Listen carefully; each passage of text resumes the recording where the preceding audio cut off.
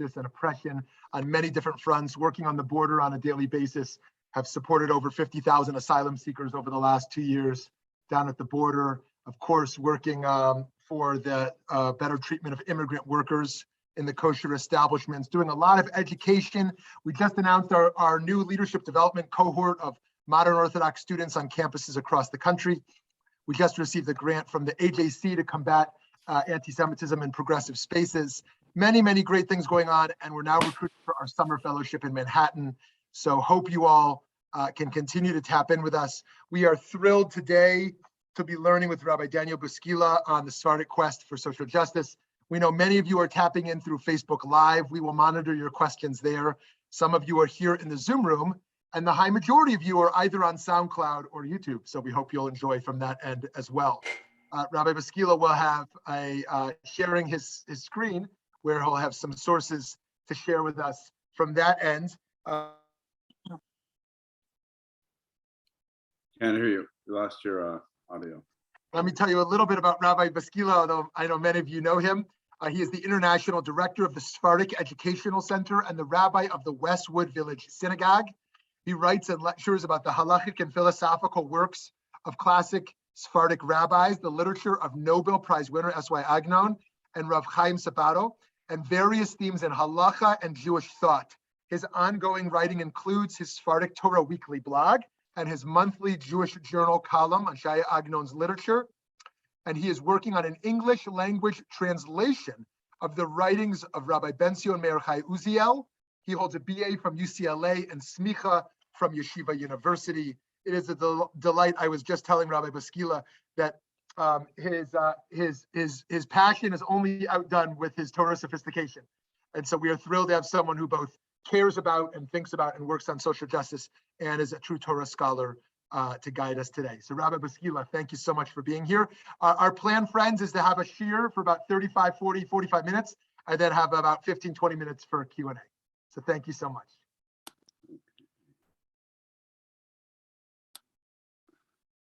Good morning, everyone. Thank you so much, Rav Shmueli, and thank you so much as well to Eddie Chavez Calderon for reaching out. It's a pleasure, Eddie, to get to know you. I look forward to getting to know you more. Rav Shmueli and I go back a few years here in Los Angeles, and as I mentioned when I got on, without getting into all of that, suffice it to say that there is really no organization in the Jewish world that I know that I feel more appropriately to be starting my day with on January 6th than Religiosity.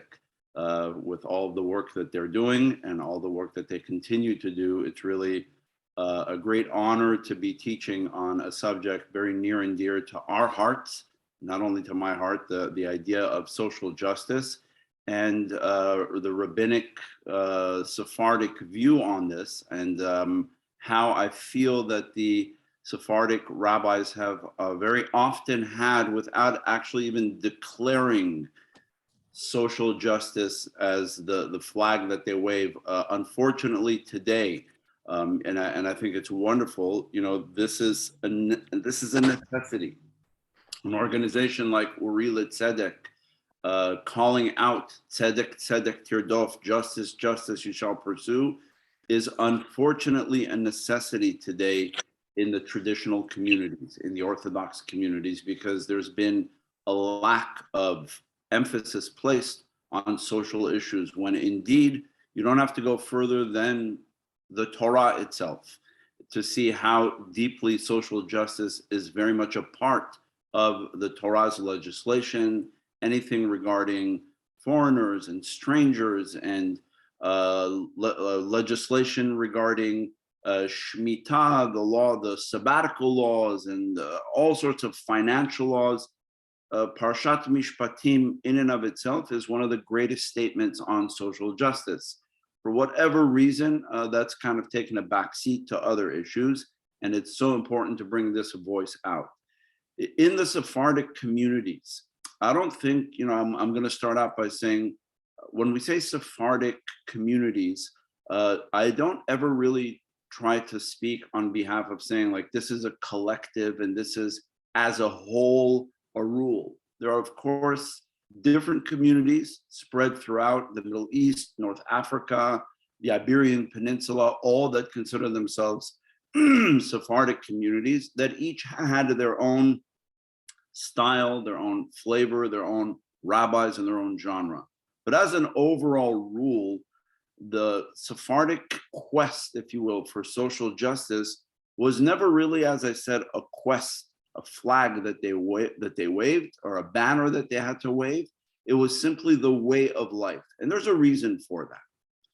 The reason being is that in the Sephardic world, throughout the Sephardic world, we never developed in the Sephardic world any network of what we call ivory tower yeshivot.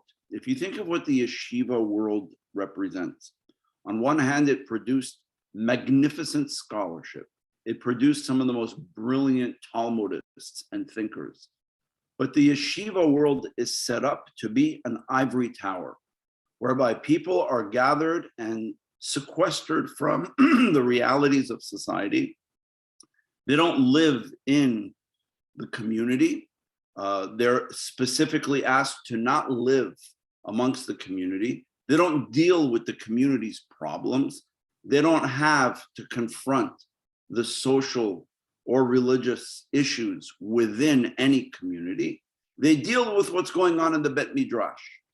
This is from time immemorial, the world of what the yeshivot was. Therefore, in yeshivot, it's customary to be quite stringent when it comes to rulings and halakha, because you can be, because you're not dealing with people, you're not dealing with real life, you're dealing with a handful of scholars who live and breathe almost the equivalent, lahavdil, we don't like to use this terminology, but like a monastery, a group of monks who are sitting and studying, and they're oblivious sometimes to what's going on in the real world. When it comes to the Sephardic rabbis, this is what I'm about to say is true by and large for the majority of the Sephardic communities. There was no network of yeshivot. So you're going to ask yourself the question, what yeshiva did the rabbis go to? Take, for example, Rabbi Ovadia Yosef, the great Sephardic sage of the 20th and early part of the 21st century. Rabbi Ovadia Yosef, where did he study in yeshiva growing up?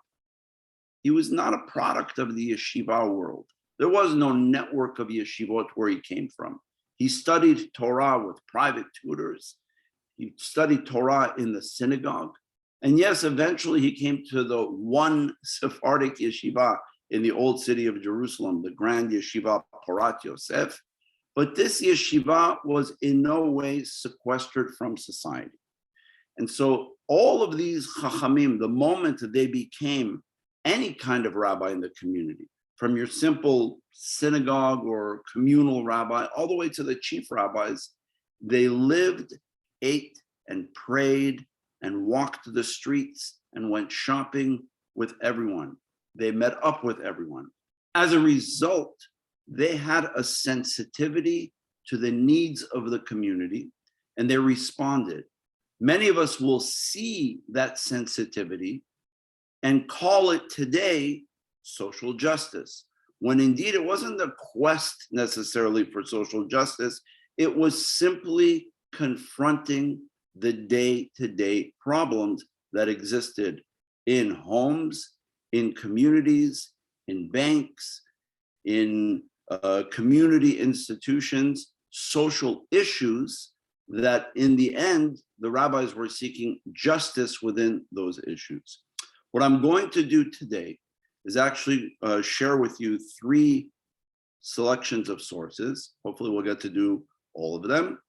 And we're going to go backwards. Instead of going chronologically and looking from the 17th century to today, we're going to start with the statement of a rabbi who passed away recently. Of the 3 rabbis that we will study today, this is the one that I knew and consider a mentor in my life. I got to know him for a few years, and he was a student of another one which we're going to study.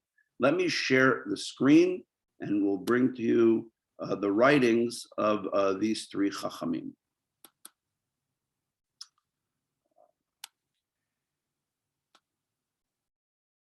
Where are we?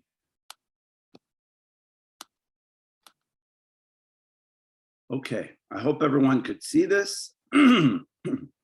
Wonderful. So the first Chacham that we're going to study is Rabbi Avraham Shalem.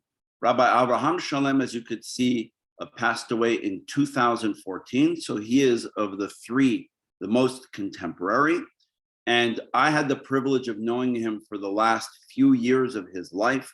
And in those few years, I really considered him one of the greatest mentors and teachers I have ever personally known. I had the privilege of studying with him in his apartment in Jerusalem, almost on a weekly basis when I was in Jerusalem for the time that I would spend in Israel. He was born in Jerusalem, comes from a long line of Sephardic rabbis dating back to the city of Salonika and originally from Spain. He served as a rabbi in the diaspora. He was in the United States for 3 years, in Seattle in the Sephardic community. He was in Lima, Peru. He was for 25 years in Mexico City. And then eventually he came back to Jerusalem and he passed away eventually in the year 2014. An actually brilliant human being.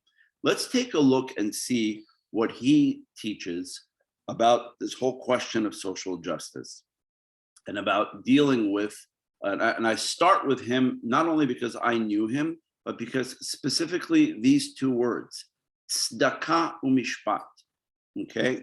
These, for those who are familiar, for those who immediately hear the two terms, tzedakah umishpat, that come together, immediately this brings to mind the book of Genesis, Sefer Breshit, one of the very, very few times, some of my favorite times in the Torah are when God is speaking, thinking out loud, okay? Here, God is not speaking to anyone. God is thinking out loud. And it is on the eve of the grand event of Sodom, the whole question of the evil of Sodom. And you'll see that the evil of Sodom, one of the other reasons I chose this is you'll see how this will run as a thread eventually from the beginning here to the very last text we'll study.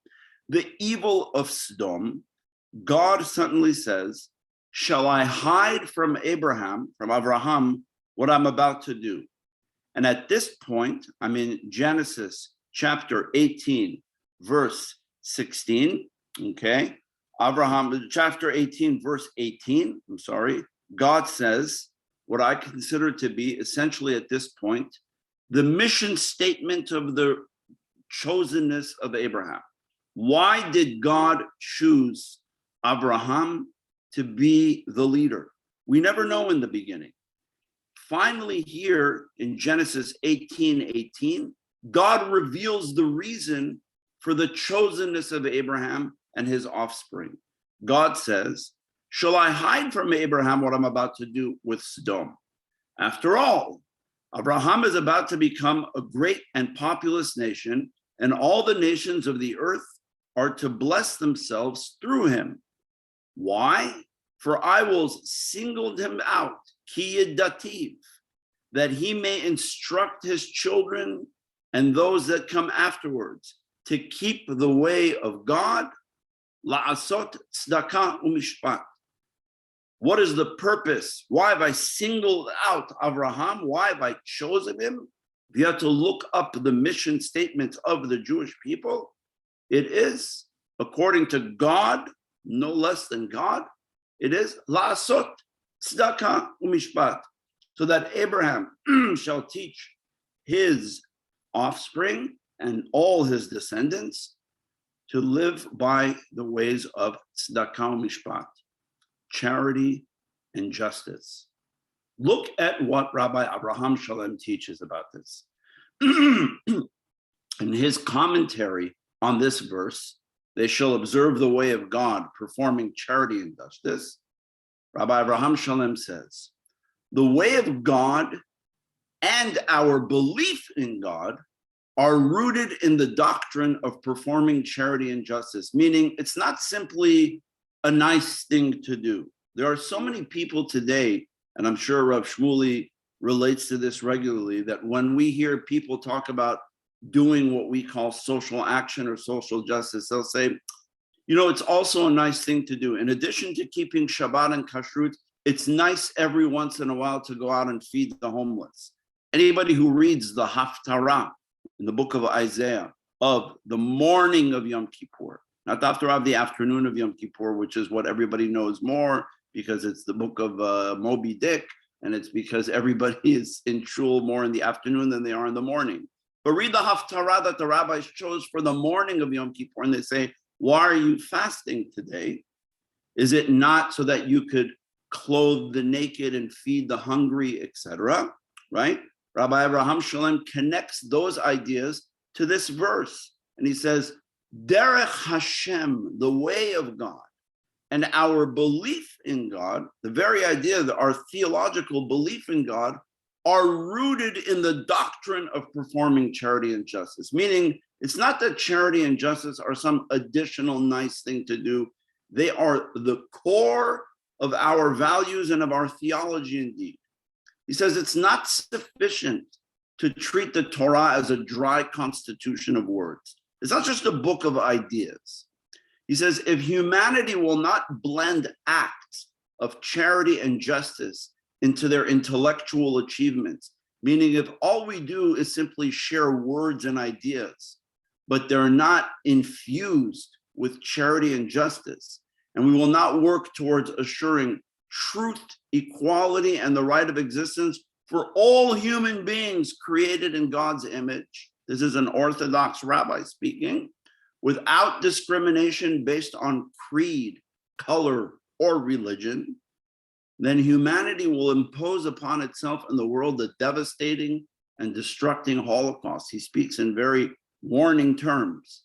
He says, Tikkun Olam, the term that we always use, under the kingship of God, L'taken Olam b'malchut Shaddai, what we say if we want to establish the kingdom of God and to fix a world, will only be possible when human beings love one another and preserve one another's rights, all of which can be achieved by performing charity and justice. And then he concludes with a verse from the book of Jeremiah, for it is these values that I desire, says God. Okay, this is from the book of Jeremiah when he says, Ki ani Hashem, I am God, again, Oseh Chesed, who does loving kindness, Mishpat Utzdaka, righteous law and tzedakah and charity, ba'aretz, ki be'ele chafatzti ne'um Hashem. Those are the things I'm looking for.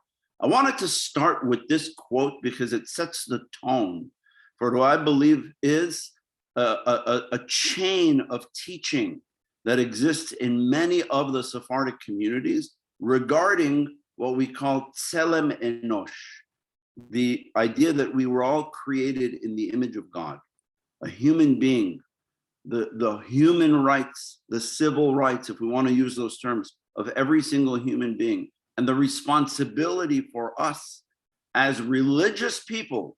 Social action is not divorced from religiosity, meaning somebody will say, what is an act of religiosity? Putting on tefillin this morning, getting up and praying, making sure that my kitchen is ritually sound.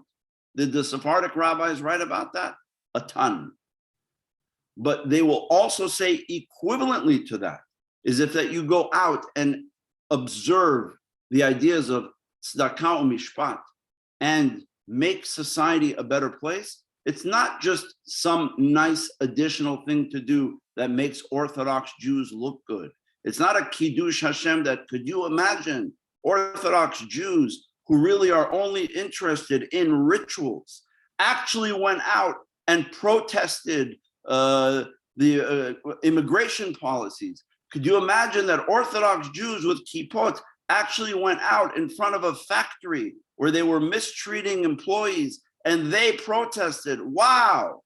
Rabbi Shalom will say, no, not wow.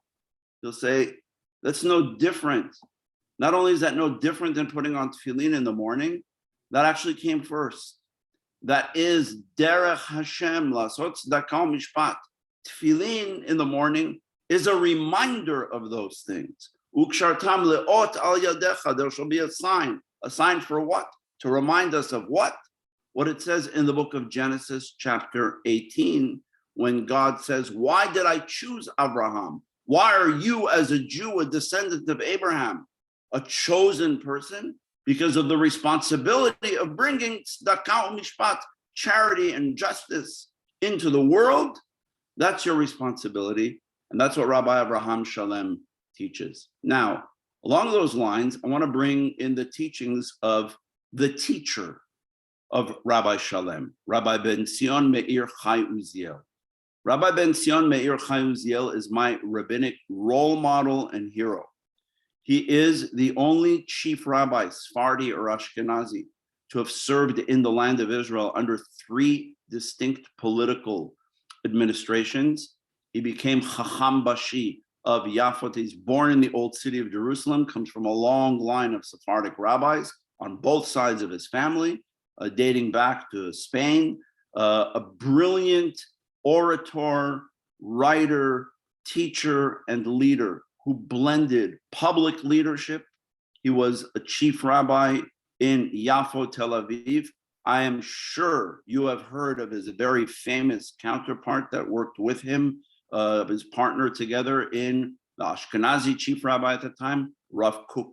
You've all heard of him, right? Okay, most of you, unfortunately, have probably never heard of Rabbi Uziel. Rabbi Uziel's life mission was Lasot Tzedakah Mishpat, to bring charity and justice into the world.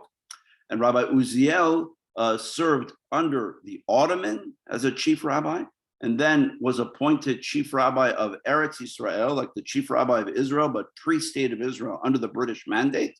And then in 1948, became the first Sephardic chief rabbi of Medinat Israel, the declared modern state of Israel. He was there together with Rabbi Herzog when they signed the Declaration of Independence in 1948. And then he died in 1953. Rabbi Uziel was Rabbi Shalem's teacher. Rabbi Uziel published 9 volumes of She'elot u'Tshuvot, of Responsa, titled Mishpatei Uziel. Today, there are about 25 volumes of Rabbi Uziel's writings in print. And as Rabbi Shmuel mentioned in the beginning, I'm currently working on a new original English language translation for the very first time of Rabbi Uziel's writings, which will be published hopefully sometime this coming year. I'm working on this together with Rabbi Mark Angel, who wrote a biography that's going to be republished, and together with my new translations, creating a new volume. Rabbi Uziel wrote a lot about many areas of halakha, was 80 years ahead of his time in halakhic issues. Rabbi Uziel, if we adopted only 50% of what Rabbi Uziel said about conversion to Judaism, for example, 99.9% of all the problems you hear in the land of Israel today would go away. Okay, just keep it at that. Now, Rabbi Uziel, what did he say? He in his writings, in his teachings of halakha, what we find in the 9 volumes is that the majority, again, going back to what I said earlier about social issues, about what halakha would call ben adam lechavero, not ben adam lamakom, between halakha that deals with the interactions between people, not the interactions between myself and God. Did Rabbi Uziel write about kashrut? Excuse me. Yes, about tefillin, about writing Sifrei Torah, about all of the ritual issues that we consider Judaism. Of course, he wrote about all that. But when you look at the volumes of his writings of halakha, when it comes to matters of what we would call social justice, okay, or about social issues, it's just not a comparison of how much more he wrote about those issues. This quote that we have here comes from a book that he wrote that's all about widows and orphans, Dinei Yatom ve'Almana. He wrote an entire 2-volume work called Sha'arei Uziel, the Gates of Uziel, that deal exclusively in the laws of how to treat orphans and widows. The vulnerable in society was a very, very big part of his halachic writings and of his psak halakha. Take a look at what he says. The Torah's commandment to support orphans and widows are not merely commandments. Rather, they are obligations for which, if violated, carry the weight of severe punishments on dayanim, on rabbinic judges, and the entire Jewish nation. He was very, very sensitive as somebody who trained hundreds of dayanim, of rabbis who actually sat on batei din and ruled in Jewish law. There are famous speeches that Rabbi Uziel gave when he said, what's the responsibility of being a dayan? To simply say, I got a job with the chief rabbinate? What's your moral and ethical Torah-based responsibility to do that? So he says, those who evade the responsibility to help orphans and widows, wouldn't we love to hear this Torah today coming from the Rabbanut HaRashit? Ignoring their suffering, wouldn't we, you should also, by the way, we could teach at another time what Rabbi Uziel did, speaking of ignoring their suffering, what he wrote to try to solve the problem of agunot, okay? Those who evade the responsibility to help orphans and widows, ignoring their suffering, are narrow-minded enemies of God, not different than those who pervert justice and accept bribes. This humanitarian mitzvah from the Torah, he dared to actually give a categorization and a title to the mitzvah of caring for widows and orphans. And he said, this is humanitarian, because it's not only upon Jews to fulfill, but it's a halakha that was given really for all of humanity. For if we evade and ignore the suffering and needs of widows and orphans, all of humanity one day will have to stand and render an accounting before God. Avi hayetomim v'dayan ha'almanot. This is one of the expressions, one of the nicknames given to God, that God is the father of orphans and judge of widows. God cares, as we say every morning in the Psalms, for widows and orphans. God cares for those who are downtrodden. So we here see a thread from teacher to student, from Rabbi Shalem to, from Rabbi Uziel to Rabbi Shalem, of this care for those who are vulnerable in society, but they're not writing it as a nice sermon. They're saying, these are the core values upon which Judaism stands. Meaning, if somebody would ask me, what is the theology of Rabbi Uziel? What is the theology of Rabbi Shalem as Orthodox rabbis? Their theology is not rooted in mysticism. Their theology is not rooted in how many pairs of tefillin you choose to wear in the morning or how many hours you wait. They could discuss that at length. But their theology, bottom line, is rooted in charity and social justice. Let's take a look at the last of the texts. Am I okay with time? I have a little more. I'm doing all right? Okay. Excellent. Excellent. Thank you so much. Thank you. Okay. So now we're going to go back to the 17th century, 1598 to 1677 in Damascus, Rav Shmuel Vital. Here, we're not dealing in simply a statement, but we're dealing in one of his responsa. He wrote She'elot u'Tshuvot, responsa, and here he deals with the question of tax shelters for the wealthy. Let me read to you the background of what this is about before we actually read this section and study. Okay, I'm going to read to you from a translation that I made from this tshuva, from this responsa. There was a custom in Damascus, and you're going to see, by the way, how strikingly similar this is today to today. And you'll also think about, for those, Rav Shmueli, if you've been a rabbi of a shul, of a synagogue, and you hear people telling the rabbi, Rabbi, don't get involved in civic matters. It's not for you to get involved. It's dangerous for a rabbi to get involved in financial matters.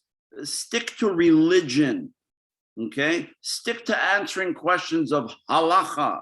Somebody has a question about tefillin. Somebody has a question about kashrut. Somebody has a question about how to keep Shabbat, how to separate the dishes in the kitchen. That's your realm. Don't get involved in matters that are going to get too messy. So check this out. There was a custom in Damascus that for the purposes of tax assessment, the properties of the wealthy were evaluated up to 3,000 grushim. Grushim was the currency of the time, 3,000 grushim. thereby creating a situation that any properties or financial holdings above 3,000 grushim were tax exempt. In modern terms, we call this what? A tax ceiling. The rationale behind this was the fear that if they collected taxes on the wealthy beyond this amount, then the wealthy would hide their properties and financial holdings. Ring familiar today? This was the accepted system for many years. It came a time that there were less wealthy families in the community, and the tax burden became greater on whom? The state, the middle class, and the poor. Again, sounds very familiar. And there remained, according to Rav Shmuel Vital in this responsa, only 3 to 4 affluent families. The middle class and poor, who were the majority of the residents, requested to annul the tax ceiling, favoring instead that the wealthy should pay taxes on all of their holdings. The wealthy responded in the following way, by saying that, sorry, this has been the custom for many years, this financial system, and that they had no intention of making any such changes, and that, quote, if the community became poorer, that's their tough luck, but the rich should not have to bear their burden. Rav Vital contemplated when it was brought before him and he saw what was going on, whether to get involved in this situation. Now, before we read what he says, let's go back again, lest we think the Sephardic rabbis invented these ideas. One of the greatest examples of a rabbi getting involved in order to help those who became financially vulnerable in society, one of the origins of the term tikkun olam in halakha is the prose bowl of Hillel. This is not Sephardi or Ashkenazi, this is in the Mishnah. When Hillel, it says, Hillel hitkin prose bowl mipnei tikkun olam. Hillel instituted the document when he saw that people were not able to secure a loan, and therefore those who were really in need of securing a loan were suffering because people were afraid to lend, because there were people who were cheating the system and saying, I'll borrow money and I'll pay you back. And then came the 7th year and they said, sorry, can't pay you back. And the banks were afraid to lend money. Who in the end got the short end of the deal? Always those who need it the most, because there are those who are taking advantage of the system. Hillel overturned a ruling in the Torah that said the 7th year cancels debts, and he says, no, it doesn't any longer by virtue of this document. I know the rabbis in the Talmud say it was not the Torah, it was the Shemitah of the rabbis and so on. Nonetheless, Hillel stepped in when he saw a social problem in society, and he said, I'm going to change it in order to make sure that the vulnerable and the needy are taken care of. Rav Shmuel Vital is dealing with the same thing, with tax ceilings for the wealthy. Here's what he says. Why should I get involved in financial civic matters? Right, Rav Shmuel? What are you doing as a rabbi getting involved in these things? I hear that all the time. Stick to what you know, right? I'm sure you hear this 100 times a day. Does it not say in Pirkei Avot, he who shuns the office of judge rids himself of enmity, theft, and false swearing? He says, if I remove myself from the situation, then what happens? The city will be destroyed through disputes that nobody will be able to prevent. But if I speak up, I will, of course, acquire for myself enemies. Now, if I speak the truth, even if it won't please those who will be bound to a new ruling, I will ultimately be upholding the honor of the rabbinic position. Why did I become a rabbi in the first place? He says, for we as rabbis are emissaries of God, the same God who said to Avraham, the purpose of my choosing you is la'asot tzedakah mishpat, charity and justice. That's your raison d'etre. We are emissaries of God, and I will prevent the impression that the law is being inflexibly upheld simply for the sake of upholding the law without any accounting for mercy towards the needy. He says, look what will happen if I don't speak up. The appearance of impropriety, that the law is being inflexibly upheld just to uphold the law. And who loses? The needy. And so he goes on and he says, the original custom should be upheld and cannot be changed unless the entire community, including the wealthy, agree to change it. This is the principle of halakha. That's what he said. He goes, really, we should uphold this custom. And it can't be changed unless everybody, including the wealthy, agree to change it. That's how halakha works in a community. However, all of this applies when we're speaking about a custom that from its very beginning was a proper custom. Then you say the original custom is upheld unless the shul decides to change it, unless the community decides to change it. But when we are speaking about a custom that from its very origins, this tax ceiling of protecting the wealthy was designed in a way to create financial losses upon the poor and downtrodden, can we say that such a custom would find favor in God's eyes? Is this a custom that I, as a rabbi, am going to be quiet about and say nothing? And I'm simply going to say, because the principle of halakha is that the whole community has to change it. He goes, this custom should have never existed in the beginning. The whole thing was designed to protect the wealthy. The whole thing was designed unethically. Would God view favorably a custom that takes a middle-class person who has only 100 grushim in savings, and from that he must sustain his family, plus also pay taxes on the entire amount of his holdings, while a wealthy person blessed by God with 10,000 grushim from which he eats, holds lavish parties, and continues to amass savings, yet only pays on 3,000 grushim and is exempt from paying on the rest? Okay? Think about this for a moment. Rings awfully familiar to today. Okay? He continues and he says, the rich get richer while the poor continue in the path of poverty. Remember what we were studying up here when Lasot Tzedakah Mishpat, when God, why did God say, these are the values that I desire, this is the way of God to do charity and justice? When did God say this?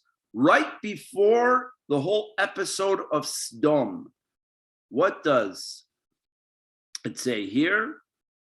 He says, Rav Shmuel Vital says, the rich get richer while the poor continue in the path of poverty. Zohi midat Sodom. This is the trait of Sodom. What is the trait of Sodom? In Pirkei Avot it says, Ha'omer sheli sheli v'shelcha shelcha. He who says, what's mine is mine, and what's yours is yours. Okay? Zohi midah benonit. He goes, that's, a middle of the path road. And there are some who say, Zohi midat Sodom. This is the path of Sodom. This is the trait of Sodom. Selfishness. When we look in chapter 1 of the book of Isaiah, the Haftarah that we read annually on the eve of Tisha B'Av, Shabbat Chazon, what did that Haftarah call us, the Jewish people? It called us Ktsine Sodom, Kisdom Hayinu le'Amorah Daminu. We started to resemble the ways of Sodom and Amorah, and then God refers to us as Ktsine Sodom, as the officers of Sodom. What does that mean, that we're the officers of Sodom? Simply put, we became a selfish society. The rich get richer, and the poor continue in the path of poverty. V'akol b'sendel, and all is okay, as long as the rabbi sticks to what the rabbi knows to do and doesn't get involved in people's financial real estate holdings or their taxes. It's not for you to say, Rabbi, because you're going to make enemies. But Shmuel Vital made enemies. It wasn't popular when he wrote this tshuva. It's in writing entirely, with a lot more detail than I brought here. Of course he made enemies. Of course he could have been bought and paid for by the wealthy, like we hear in the stories of the destruction of the temple and the Kamsa Bar Kamsa stories, where the rabbi sat silent and said nothing because they were bought and paid for. This is not the way of the Torah. And the Sephardic rabbis, these three examples that I brought you, I don't think they're unique necessarily compared to Ashkenazi rabbis. There are many, many, many Ashkenazi rabbis who have also been warriors and fighters for social justice. It's just that what we find here, and I could show you many, many other examples if I had the time, that for many of the Sephardic rabbis, by not being in the ivory tower of their yeshivot, by not sitting only in the Bet Midrash and dealing with books and with scholars and with ideas, right? They dealt with all of that. Maimonides was a great thinker, but he was also a person in the community.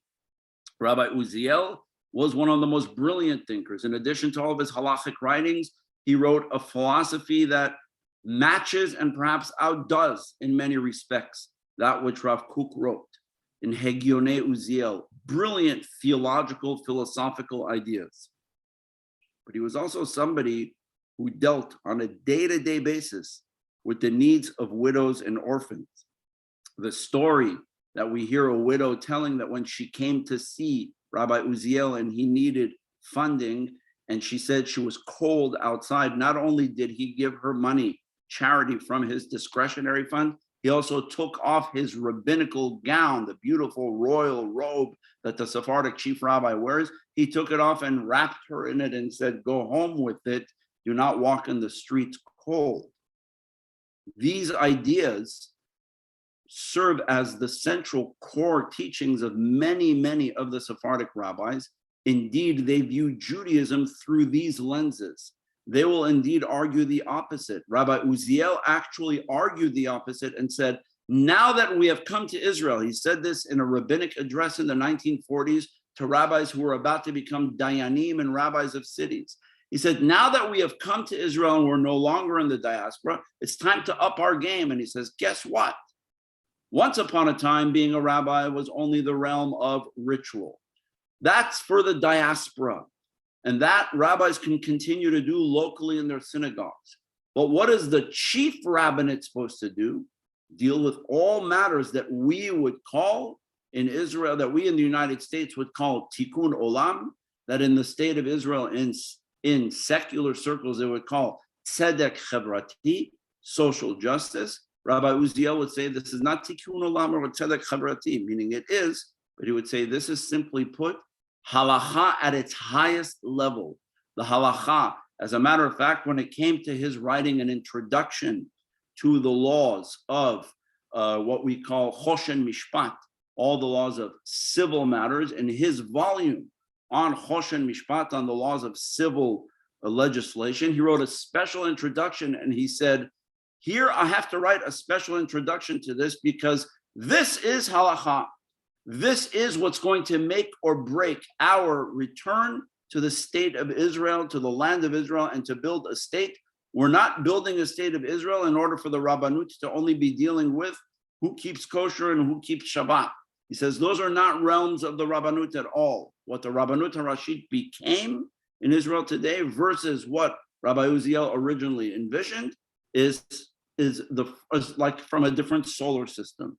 He felt that the Rabbanut HaRashit's role was to deal exclusively in the matters of national issues, social issues, issues of community and society. It was time to nationalize Judaism. The privatization of how many pairs of tefillin you wear and whose kashrut you hold by is up to the individual home, or at best, up to the rabbi of your synagogue, not the chief rabbis. So we see here, I'm going to wrap up, 3 samples from Rav Shalem, who I got a chance to study with, and his teacher, Rabbi Uziel, and in a tshuva of halacha that boldly takes on the wealthy, the privilege of the wealthy, and tries to challenge it halachically. And what I haven't brought here, because we don't have the time, is all of the halachic detail on how Rav Vital solved this problem. I'd be happy to share with those who would like. This is one of the great legacies of many of the Sephardic Hakhamim in their quest for social justice. And again, I was pleased especially to be talking about matters of social justice in this context with Rav Shmuel, with Uri Litzedek, this wonderful organization, especially on this day, January 6th. Thank you, everyone. Thank you so much. Thank you so much, Rabbi Bouskila. So much to think about, so much great learning. So friends, we want to open it up to you for questions, whether you're in the Facebook Live or we could start with folks here in the Zoom room. please feel free to unmute yourself. I don't know if there's I see question, something in the chat. Let me unshare. Stop the share. Yes, okay. And if no one is unmuting themselves yet, there's a few things in the chat that you might want to look at as well. Going to look at it here. I can just read it out loud so that you don't have to hunt for the question I posted. Oh, great. Great. So Rabbi Bouskila, thank you so much for all the learning you do and sharing you do. Hi, Odin. Hi there, great to see you. So I wrote in response to you mentioning that that this scenario of Orthodox Jews, this hypothetical scenario of them protesting at a factory that maybe has abusive labor practices, that it's not something that should be surprising. But then it begs the question, why aren't more Orthodox Jews more active in social causes and I'm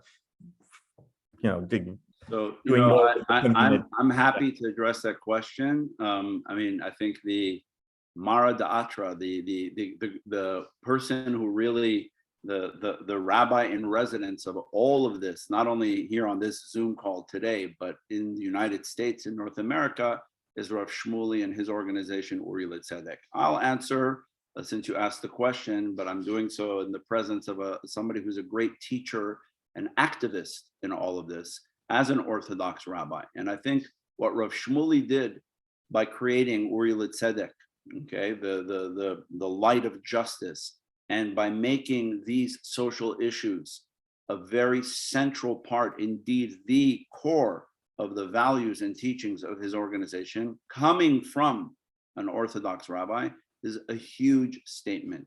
Because unfortunately, Orthodox Judaism, maybe we can give it the benefit of the doubt and say this, and again, it'll circle right back to Rabbi Uziel so I can answer it from the Sephardic perspective in terms of what I taught. Rabbi Uziel will say, when we lived in the diaspora, and we were living in Anatevka in the Ashkenazi world, I'm using the shtetl from Fiddler on the Roof, or living in the small Melach of Marrakesh where my father grew up. We weren't in charge of life. We were always subservient. We had no, even in the United States of America, we were a small community. We didn't really have, we were not in control of our society. The laws in the Torah that deal with charity and justice are laws that are largely legislating a society that lives in the land of Israel. So when we were living in the diaspora and we were persecuted in the diaspora, the only form of halakha we had to kind of put on hold for 2,000 years, going out into the streets and protesting, because who wanted Jews protesting in the streets? Whether we lived in the Middle East, North Africa, or in Eastern Europe, they weren't interested in our going out to the streets and protesting. They weren't interested in our stance on social justice. We didn't really have the autonomy to do so. So our Judaism became largely rituals. Only a certain section of Jewish law of the Shulchan Aruch. Now we come back to the land of Israel. Rabbi Uziel says, the new expression of being Jewish is not new. It's always been in writing. The opportunity has renewed itself for us to create a chief rabbinate, which deals exclusively in social matters. Bring that to the United States and say, the emancipated Jew in the United States of America, who was able to march. Yes, were there many Jews fighting for civil rights in the 1960s? Many more than we have today, unfortunately, who are fighting for civil rights. What was a great Kiddush Hashem? Although, again, Rabbi Avraham Joshua Heschel would say, what I did by marching in civil rights hand in hand with Martin Luther King was not a Kiddush Hashem. Maybe it was a sanctification of God's name, but it was my Judaism. I was praying with my legs. This is what we do. I was compelled to do it, not because, wow, it's really important for me to do. This is what being Jewish is. How could I sit by and just watch and say nothing? What's happening, unfortunately, is that in many, many Orthodox communities, the education is still largely rooted around rituals. And very, very once in a while, depending on the school, there will be an inclination towards also caring about what's going on in society in matters of social justice. So I think that's why. I think because, for a long time, we were accustomed to a Judaism that was largely synagogue and ritual based and not going out into the streets, or even a rabbi writing like Rabbi Shmuel Vital did about tax ceilings for the, for the sheltering money for the wealthy and so on. We're saying, that's not what a rabbi does. A rabbi should give a talk. Imagine if you were imagine if Rav Shmuel Vital were trying out to be a rabbi. He was invited to another community. They said, this is your Shabbat sermon where you're trying out to be a rabbi. Imagine if he gave that talk that I read. What would the community say? They would say, he didn't really talk about Judaism. I wish you would have talked about God and all that. And he would say, no, I did talk about God. This is God. God, thousands of times in the Torah says justice, charity. It's all over the Bible, everywhere. This is God. It just sounds to us today too social. And so it takes organizations like Religiosity and other such teachings like this and elsewhere to bring that voice into our communities, so that, please God, for Rav Shmueli's grandchildren, they won't need to have Religiosity. It'll be part of every Orthodox school. Now he's he's planting the seeds so that one day, hopefully the majority of the Orthodox schools, this will be an automatic and no-brainer that if something's going on in society, of course, as Orthodox Jews or as religious Jews, use the term as you will, we go out and make a voice, because it is what God wants. It is what God asked of Avraham, and it's the essential identity of what it means to be a Halakhic Jew. Keep in mind that all three of the rabbis that we read, while they never used the term Orthodox, it didn't exist in the 17th century. Rabbi Uziel and Rabbi Shalem never called themselves Orthodox rabbis. Those terms were largely for Eastern European Jews. The Sephardic rabbis never used that kind of terminology, but they were Halakhic rabbis, super Halakhic rabbis, who said the core central values and indeed theology of Judaism lies in the matters of Ben Adam lechavero, between man and fellow man, between human beings, and the idea of human rights, of protecting the right of every human being created in the image of God, irrespective of race, religion, and creed, is the mission statement of the Jewish people, going back to what God said to Abraham. So that was my very short and long answer to your short question. Other questions, or let me see what else was in the chat. If there's anything.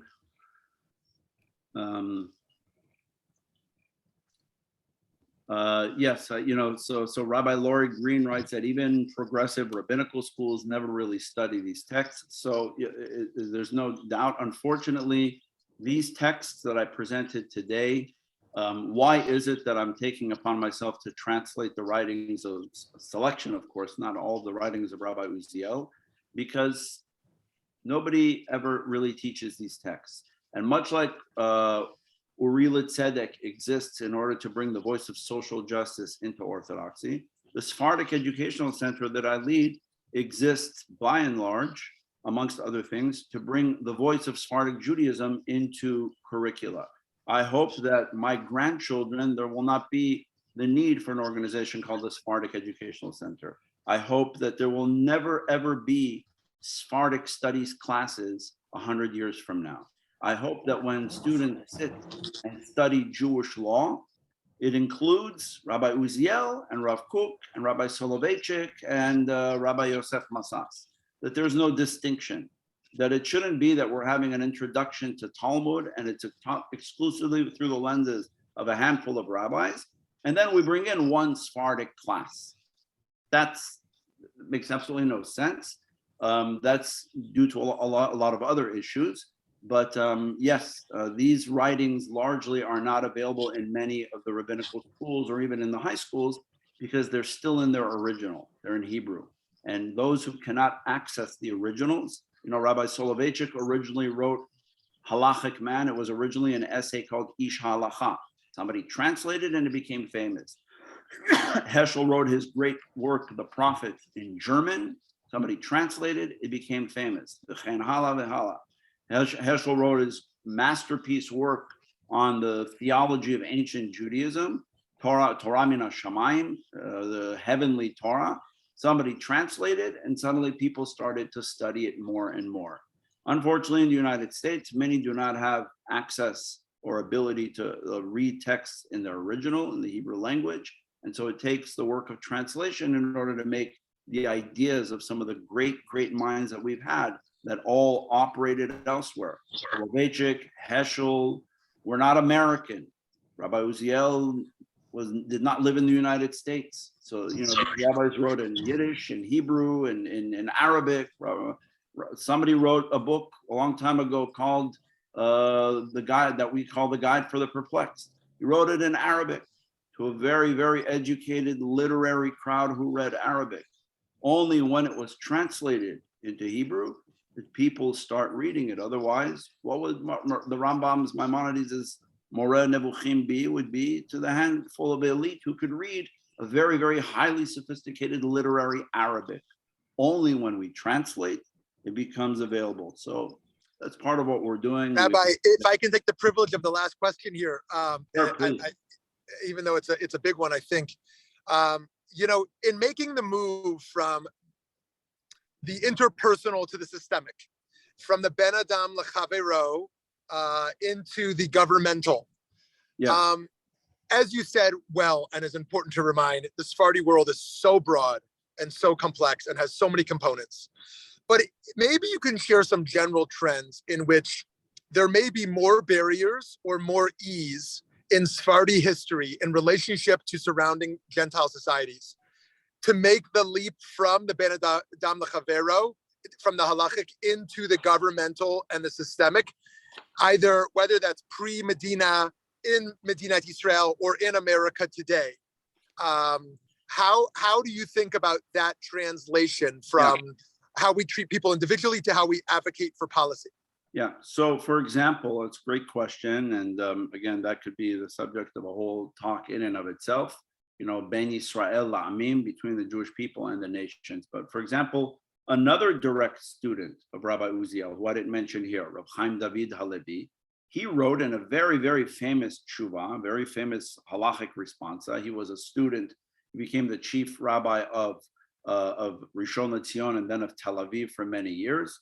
Rav Chaim David Halevi wrote a long teshuvah saying that the relationship that we once had, he said, again, now that we are the government, now that we in Israel are in charge and we are the government, what is our relationship to the non-Jew, to Ben Yisrael Amim? So he says, once upon a time, our relationship, when we look in our classic halachic sources, what was the classic relationship between the Jew and the Christian in Europe? Mipnei eva, out of fear. We have to be involved with their in their celebrations, or we have to have good relations because of business and so on and so forth. Rabbi Chaim David Halevi writes a long tshuva saying none of that applies anymore. Now we have relationship with non-Jews because it's the right thing to do, because it's the humanitarian thing to do, because it's the way that a government should behave. We don't look upon them as the goyim any longer. We may have theological differences with them. We may not agree with their religion. We may have political disputes in the land of Israel. That has nothing to do with how we relate to minorities in our state. Okay? Now, you'll find in other places, other rabbis writing exactly the same thing, that now that we are in charge in Israel, or here in the United States, that we've come to a place where we feel secure enough in our place as Jews to be able to advocate on behalf of anyone, like the rabbi said here. So yes, in the Sephardic community, while again, it's broad, like you said, and it's not across the board, you had many, many rabbis who felt that it was part of the natural process. Much like, for example, with rare exception, okay, the overwhelming majority of the Sephardic rabbis accepted Zionism as a fact and embraced it and said, wow, what an incredible opportunity for us not to escape anti-Semitism, but to create a Jewish state with a great vision of a light unto the nation and Uri Litzedek and all of that. They didn't look down on it, and they said, this is our opportunity to shine and to be able to really make a difference in the world. That difference included how we would interact with those who are not of the Jewish faith, how we would interact with issues of society, and many of them advocated that it was absolutely necessary. All the way down, I could close with this. Rabbi Ovadia Yosef, many times I teach this, okay? Rabbi Ovadia Yosef is the one who I think put in writing that when a convert's parent, somebody who converts to Judaism, and their parents pass away, they're Catholic or Muslim or whoever parents pass away, do you say Kaddish? He said the answer is yes, you do. Kibud avaim, honor your father and mother. These were your parents. You didn't leave behind your mother and father. You changed faith, but you did not leave behind. You adopted the faith of Israel, the ultimate faith according to what we believe, the true path. But you don't shun or leave behind your parents. This is a midah of chesed, of loving kindness, and of derech eretz, which I think I'm always very proud of when I see the Sephardic rabbis never speaking in derogatory terms against non-Jews. Even in Israel, in Israel there's political tension, so it creates all sorts of unfortunate outbursts. But in writing, I don't find this kind of rhetoric or these kinds of ideas. Rabbi Uziel certainly was not of the belief. I'll close maybe with this. When a rabbi says we'll close, he has 4 chances to close. So I'm on 2. I'll do this. Rabbi Uziel does not believe that Jews have Jewish blood, that we're superior because we're born Jewish. There's no such belief. He says, what gives us the privilege to have the city of Jerusalem? He says, what is Jerusalem called? Again, goes back to the same subject. What does the book of Isaiah call Jerusalem? Kiryat Tzedek. It's a village of justice. He says, what gives us the privilege to have sovereignty in Jerusalem? No birthright, no inheritance, nothing. Simply, if we behave with justice in Jerusalem. He says, where do we know that from? Because why did we lose Jerusalem twice? Because we misbehaved. Because we misbehaved when it came to matters of charity and justice. That's why Isaiah called us Ktsine Sdom, officers of Sdom. So he says, our behavior towards widows, orphans, foreigners, minorities, workers, etc., in the city of Jerusalem is what gives us the privilege to have the sovereignty of Jerusalem. Not I'm Jewish, therefore the embassy's going here and I'm there and I'm Jewish. It has nothing to do with that at all. It has to do with how we behave in Jerusalem as a people of charity and justice. And he says Jerusalem is the ultimate seat of charity and justice. So I think we'll end on that good note. Amazing. I was thrilled to be part of this today. Thank you so much. Starting the day, and I look forward to being with you more and more.